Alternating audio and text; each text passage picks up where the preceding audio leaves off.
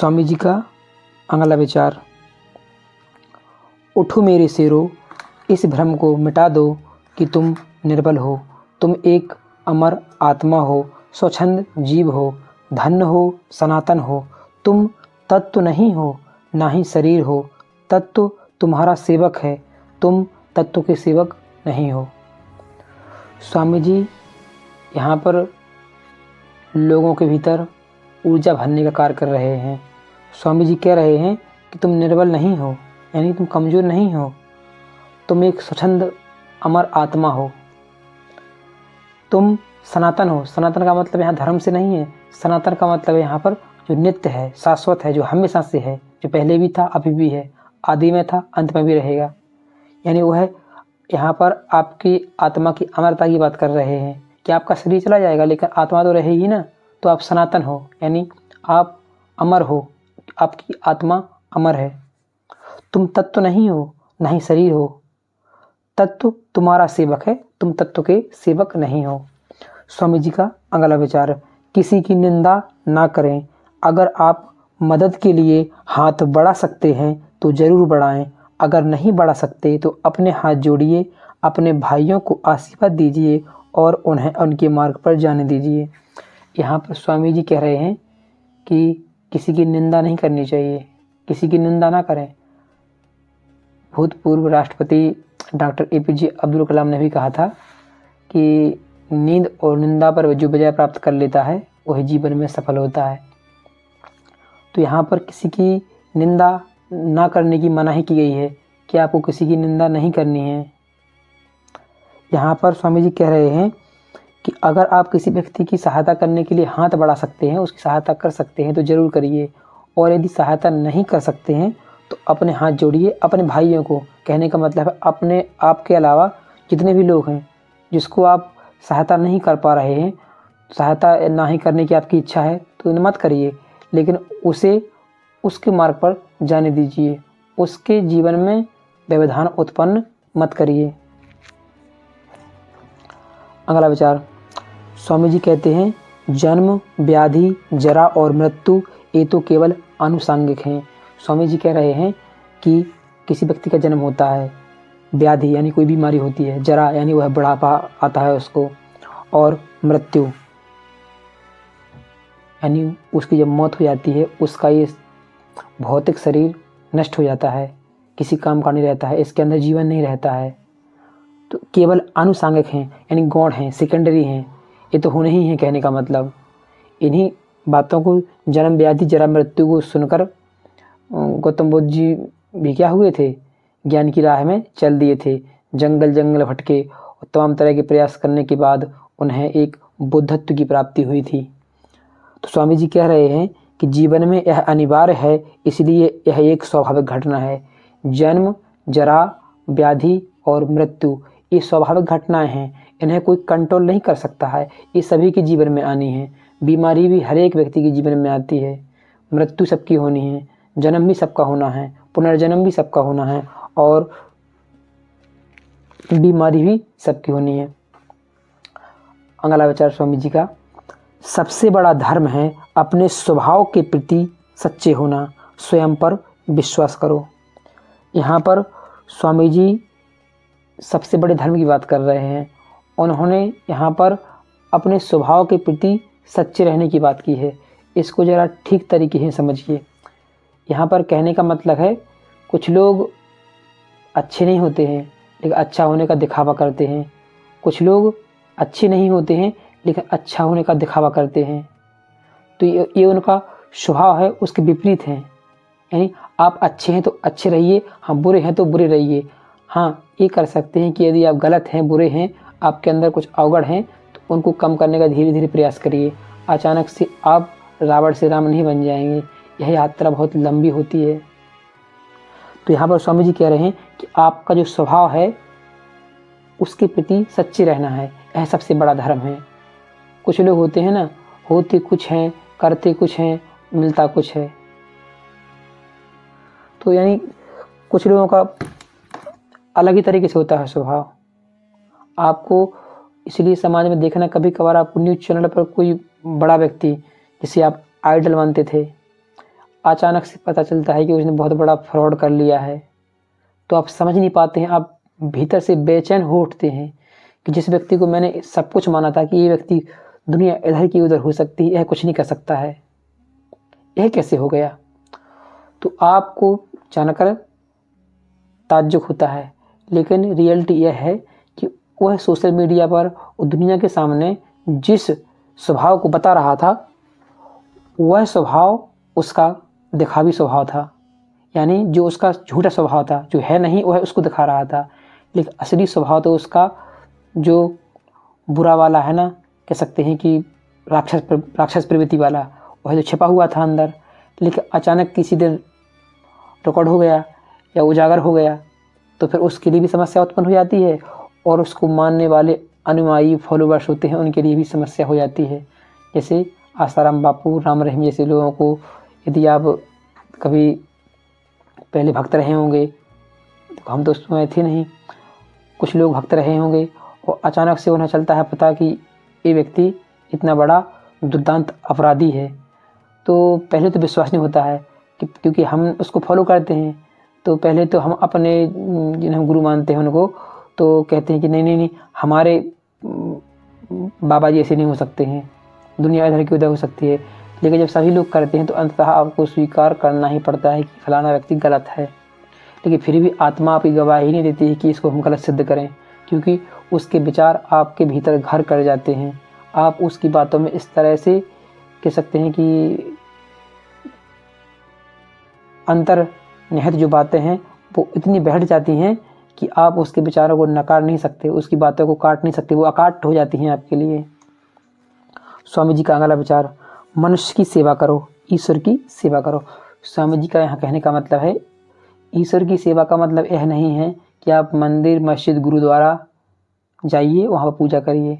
यहाँ पर स्वामी जी के कहने का मतलब है, स्वामी जी ने स्वयं दरिद्र नारायण की अवधारणा दी थी।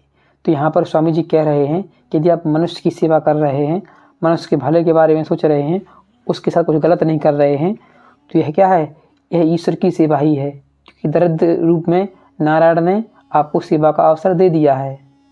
तो मानव सेवा, ईश्वर सेवा।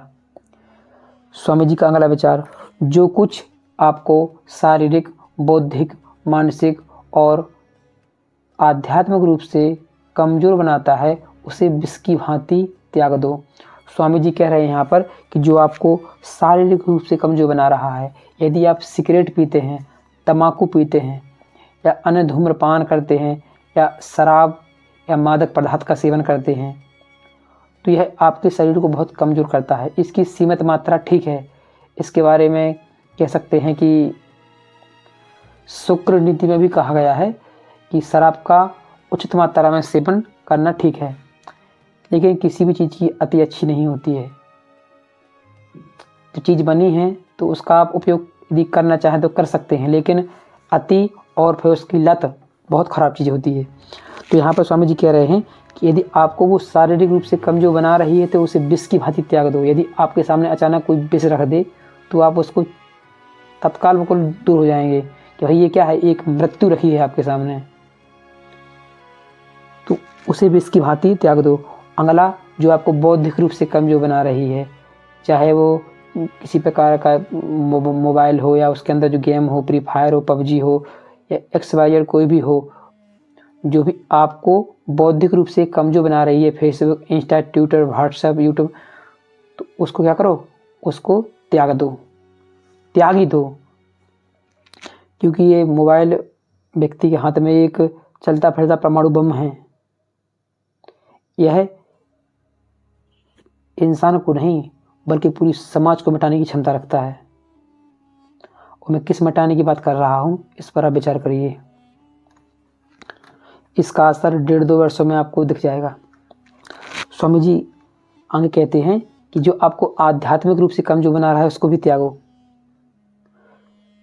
आपकी स्पिरिचुअल जर्नी में यदि कोई बाधक बन रहा है तो उसको भी विष की भांति त्याग दो।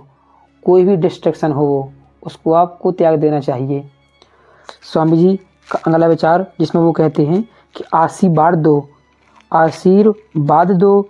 जब कोई तुम्हें गाली दे, सोचो तुम्हारे झूठे अहंकार को बाहर निकाल कर वह तुम्हारी कितनी मदद कर रहा है। तो स्वामी जी यहाँ कहते हैं कि उस व्यक्ति को आप आशीर्वाद दो जो तुम्हें कोई गाली दे। तो यहाँ पर मैं गाली का मतलब समझाना चाहता हूँ। यहाँ पर स्वामी जी की गाली कहने का मतलब यह नहीं है कि आपको कोई माँ बहन बेटी या भाई या आप जो भी गाली किसी ने सुनी हो, इस प्रकार की गाली की बात नहीं की जा रही है यहाँ पर। हाँ, सेकंड संदर्भ आप इसका ले सकते हैं, लेकिन यहाँ पर गाली का मतलब कहा जा रहा है कि कोई आपसे अपशब्द कहे, आपकी आलोचना करे, बुराई करे कि बेईमान है, धोखेबाज है, मक्खी चूस है, मतलब चोर है, कई तरह के आपके ऊपर आरोप लगाए और आपको लगे कि हाँ ये मेरे अंदर कमियां हो सकती हैं, लेकिन मेरे जानकारी में तो ऐसा है नहीं, लेकिन कमियां हो सकती हैं। तो आपको सोचना चाहिए कि जिन बुराइयों को आप अपने शरीर में ढूंढ नहीं पा रहे थे, तो किसी अन्य व्यक्ति ने उन बुराइयों को, उन बुरी चीज़ों को और उन झूठे अहंकार को, झूठी चीज़ों को ढूंढने में आपकी कितनी मदद कर दी है कि आपको फालतू में स्वयं प्रयास करने की आवश्यकता नहीं है। तो वह व्यक्ति आपकी मदद कर रहा है, तो उसका एक प्रकार से कहें आपको मन ही मन धन्यवाद देना है। बस सामने धन्यवाद देने मत जाना कि वह गाली दे रहा है, आप धन्यवाद देने गए, पता चला दूसरे दिन आप हॉस्पिटल में बेड पर लेटे हुए हैं। तो कहने का मतलब मन ही मन उसके प्रति घृणा नहीं आनी चाहिए। आ रही तो बहुत कम मात्रा में, क्योंकि हम इंसान हैं, हमारे इंसानी शरीर भावनाओं से, इमोशन से बंधा हुआ है, तो हम पूर्णतः किसी चीज़ को फॉलो नहीं कर सकते हैं। ये रियलिटी है, क्योंकि पूर्णता केवल एक ही शक्ति में है, एक ही वो शक्ति है जिसे परमपिता परमेश्वर कहते हैं, उसके अंदर पूर्णता है, बाकी सब अपूर्ण हैं। अगर हमारे अंदर पूर्णता होती, जो मैं बोल रहा हूँ, या आपके अंदर पूर्णता होती, तो हम आप यहाँ ना होते, हम सभी ईश्वर के पास पहुँच चुके होते, ईश्वर तुल्य हो चुके होते। कमियाँ चाहे महापुरुष हो, कोई भी हो, सभी के अंदर होती हैं। यदि किसी महापुरुष में कुछ खामियाँ, कुछ कमियाँ हैं, तो उनकी अच्छाइयों को हमको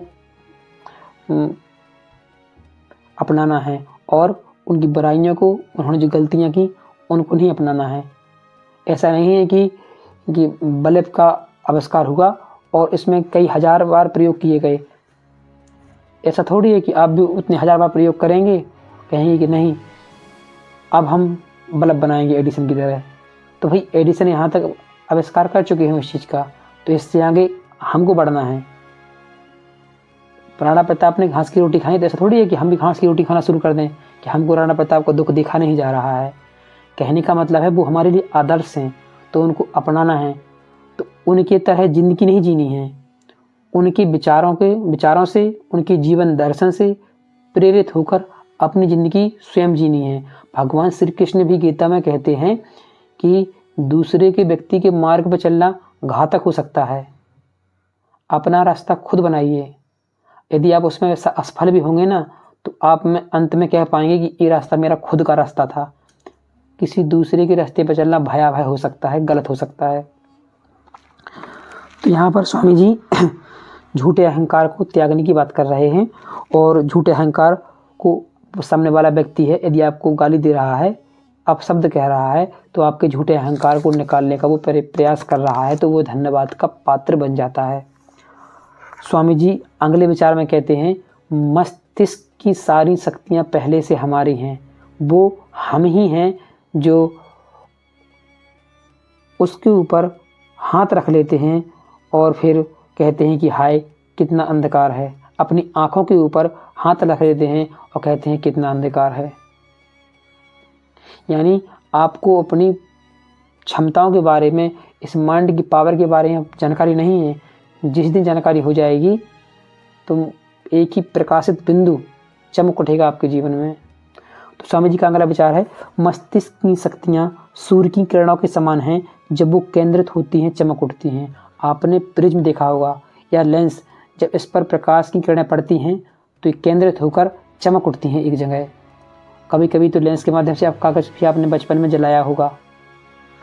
तो यहाँ पर स्वामी जी का कहने का मतलब है कि जब इसी प्रकार मस्तिष्क की शक्तियाँ किरणों की भांति होती हैं, जब बहुत सारी शक्तियाँ इकट्ठी एक जगह केंद्रित होती हैं फोकस पूरी तरह से, तो वह चमक उठती हैं, आपके जीवन को उजाला कर देती हैं आपके जीवन में। स्वामी जी का अगला विचार, कभी मत सोचिए कि आत्मा के लिए कुछ असंभव है, ऐसा सोचना सबसे बड़ा विधर्म है। स्वामी जी कह रहे हैं, कभी कभी यह सोचना कि आत्मा के लिए यह कार्य असंभव है।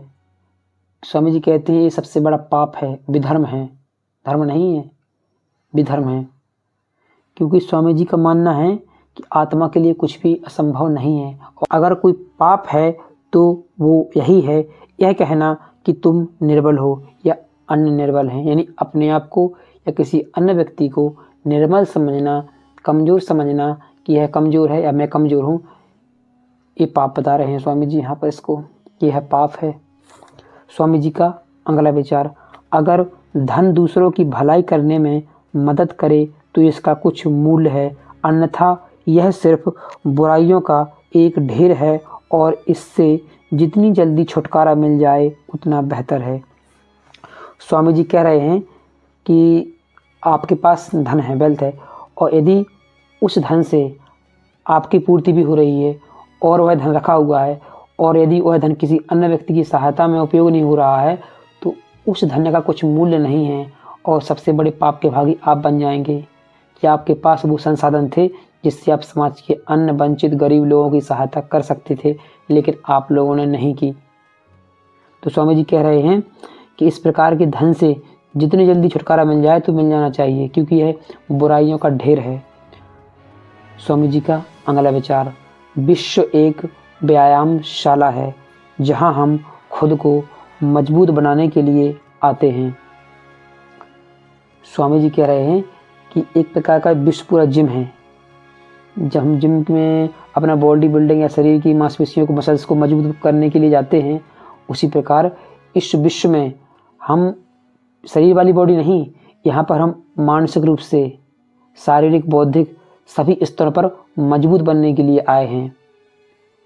क्योंकि जीवन में ऐसी तमाम परिस्थितियाँ आती हैं जब जीवन एक नए मोड़ से गुजरता है और उस समय व्यक्ति अगर अंगद की भांति स्थिर नहीं है उसका पैर, तो वह जीवन में डगमगा जाता है।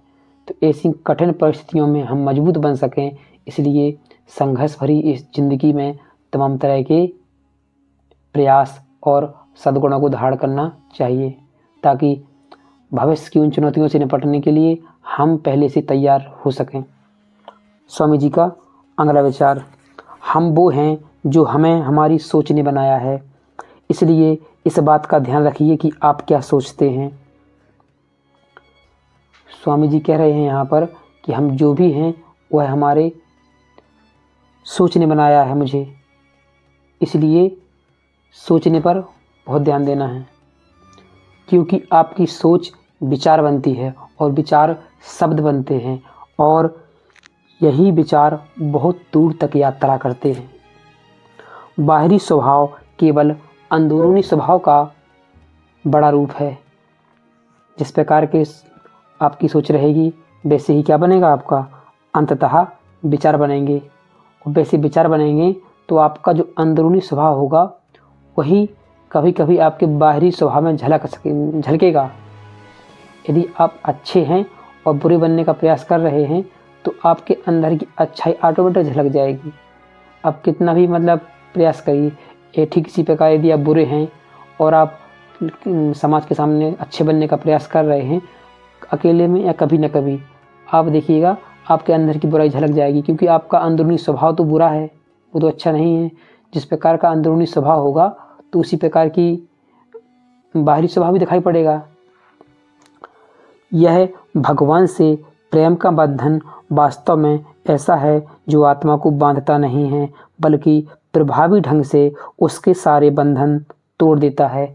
स्वामी जी कहते हैं कि ईश्वर के साथ हमारा बंधन हम लोगों को बांधता नहीं है, बल्कि ईश्वर के प्रति हमारा बंधन सभी बंधन तोड़ देता है। जब हम ईश्वर से जुड़ जाते हैं तो दुनिया में किसी और से जुड़ने की इच्छा नहीं रहती है, क्योंकि ईश्वर से जुड़ना कह सकते हैं कि यह एक अंतिम कड़ी है। जिस प्रकार पुल के माध्यम से आप किसी नदी के इस पार से उस पार जा सकते हैं तो जरिया केवल एक ही होगा, पुल। तो उसी प्रकार यह ईश्वर से प्रेम का बंधन एक पुल है। इसी बंधन के माध्यम से हम ईश्वर तक पहुंच सकते हैं, वो है प्रेम, भक्ति। स्वामी जी, भक्ति भी प्रेम से ही जन्म लेती है, ये अलग से नहीं है कुछ कि भक्ति अलग हो प्रेम अलग हो। भक्ति बिना प्रेम की नहीं हो सकती है।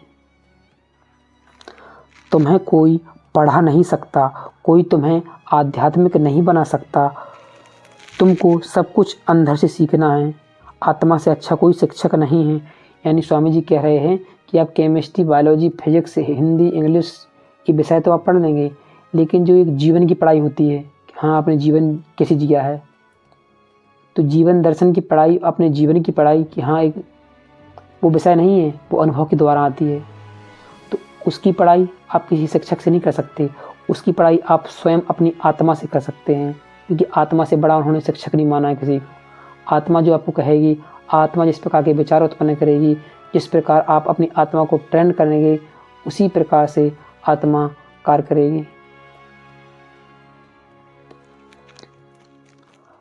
स्वामी जी का अगला विचार, जब तक जीना तब तक सीखना, दृढ़ अनुभव ही जगत में सर्वश्रेष्ठ शिक्षक हैं। स्वामी जी कह रहे हैं कि जब तक जीवन है तब तक सीखना है, और जो आ रहा है उसको अनुभव के माध्यम से ग्रहण करना है।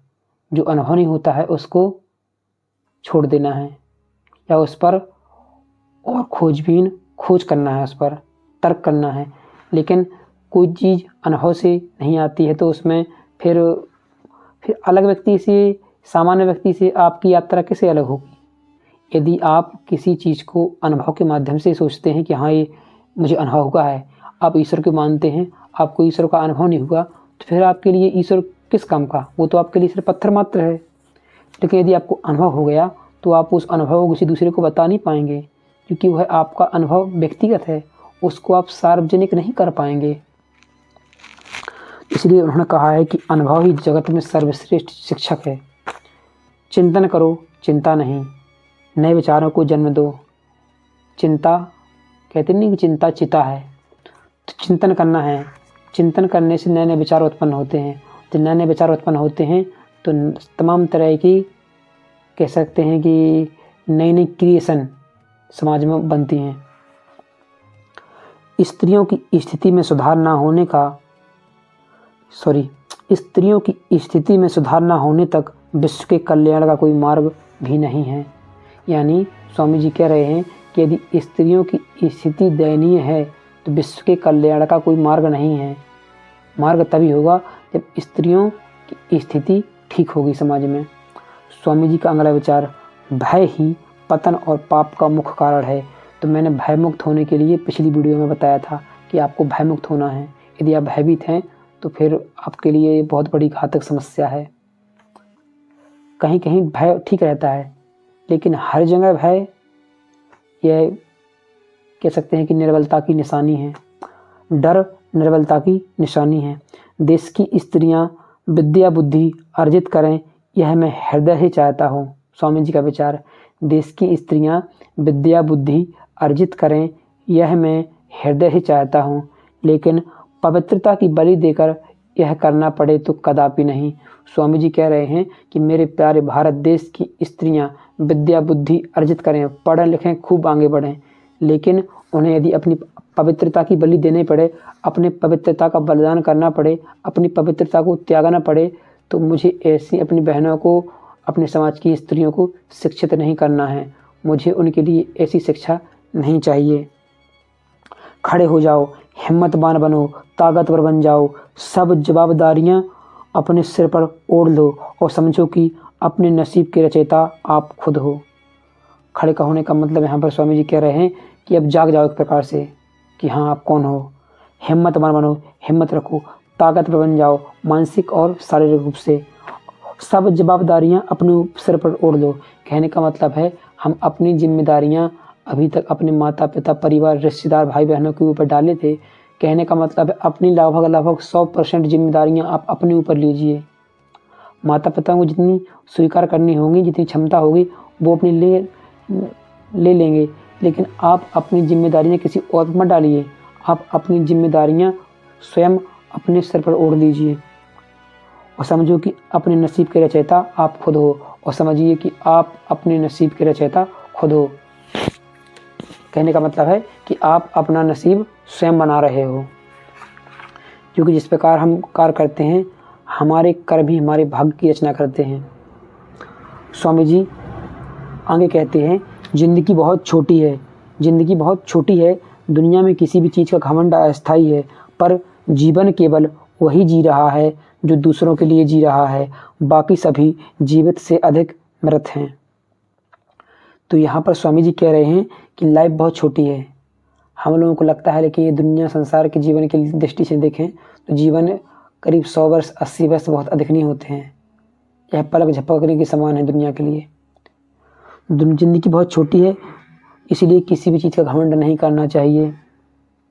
जीवन केवल वही जी रहे हैं जो दूसरों के लिए जी रहे हैं। अपने लिए सभी जीते हैं, कभी दूसरे के भी लिए जी लीजिए। यदि आप किसी दूसरे के लिए भी थोड़ा बहुत समय निकाल पा रहे हैं तो वही वास्तव में ज़िंदगी है। स्वामी जी का अगला विचार, जिस शिक्षा से हम अपना जीवन निर्माण कर सकें, मनुष्य बन सकें, अपने चरित्र का निर्माण कर सकें और अपने विचारों का सामंजस्य कर सकें, यानी विचारों में तालमेल बैठा सकें ताकि उनमें कोलाहल बहुत कम हो, वही वास्तव में शिक्षा कहलाने योग्य है। यानी ऐसी शिक्षा जो आपके विचारों में तालमेल बैठा दे, आपको मनुष्य बना दे कि हाँ आप सभ्य हैं, असभ्य नहीं हैं, और आपके चरित्र का निर्माण कर दे, एक आपके अच्छे चरित्र का निर्माण कर दे। वही क्या है? वही वास्तव में शिक्षा कहलाने योग्य है। तुम्हारे ऊपर जो प्रकाश है उसे पाने का एक ही साधन है। तुम अपने भीतर का आध्यात्मिक दीप जलाओ, पाप और अपवित्रता स्वयं नष्ट हो जाएगी। यानी स्वामी जी कह रहे हैं कि वह आध्यात्मिक प्रकाश यदि आपको प्राप्त करना है तो अपने अंतरात्मा का आध्यात्मिक दीप जला दीजिए। अपने अंतरात्मा का भीतर का दीप जलाइए और वह आध्यात्मिक, वह ऊपर का प्रकाश, दिव्य प्रकाश स्वतः आपको प्राप्त हो जाएगा और अपवित्रता और आपके आत्मा के ऊपर जो कह सकते हैं मैलापन आ गया है वह नष्ट हो जाएगा। और तुम अपनी आत्मा के उदात्त रूप का ही चिंतन करो। यदि आप ईश्वर को अपने भीतर और दूसरे वन्य जीवों में नहीं देख पाते तो आप ईश्वर को कहीं नहीं दे सकते। इस बात को मैंने पहले भी बताया था कि यानी ईश्वर को स्वयं अन्य प्राणियों में, चाहे वो मनुष्य हो या फिर अन्य कोई वन्य जीव या जीव हो कोई भी, इन सभी में यदि आप उसी परमपिता का दर्शन नहीं करते हैं तो आप उनका दर्शन कभी नहीं कर सकते हैं। ना आपको वो मंदिर में मिलेंगे, ना मस्जिद में मिलेंगे।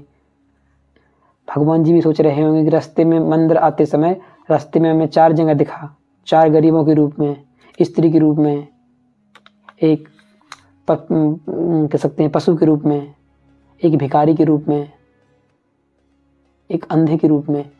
तो वहाँ पर तुमने मुझे पहचाना नहीं है जो जीवंत हैं, और यहाँ पत्थर की मूर्ति के सामने ईश्वर की नमस्कार करने आए हो। तो सोचने वाली बात है। जो सत्य है उसे साहसपूर्वक निर्भीक होकर लोगों से कहो। उससे लोगों को कष्ट होता है तो होने दो। कष्ट होता है या नहीं होता है इस बात पर आपको ध्यान नहीं देना है। दुर्बलता को कभी आश्रय मत दो। कहने का मतलब है यदि आप सही हैं तो लोगों के दबाव में आकर या परिवार के दबाव में आकर कि मेरे परिवार के लोगों को या मेरे समाज के लोगों को कष्ट होगा इस चीज़ से, आपको अपना मार्ग नहीं बदलना है। आप सही हैं तो सही हैं, आपको दुख हो रहा है तो होने दीजिए, मुझे इससे कुछ फर्क नहीं पड़ता है। लेकिन आपको अपनी बात पर अड़ग रहना है और दुर्बलता को अपने जीवन में आश्रय नहीं देना है। धन्यवाद।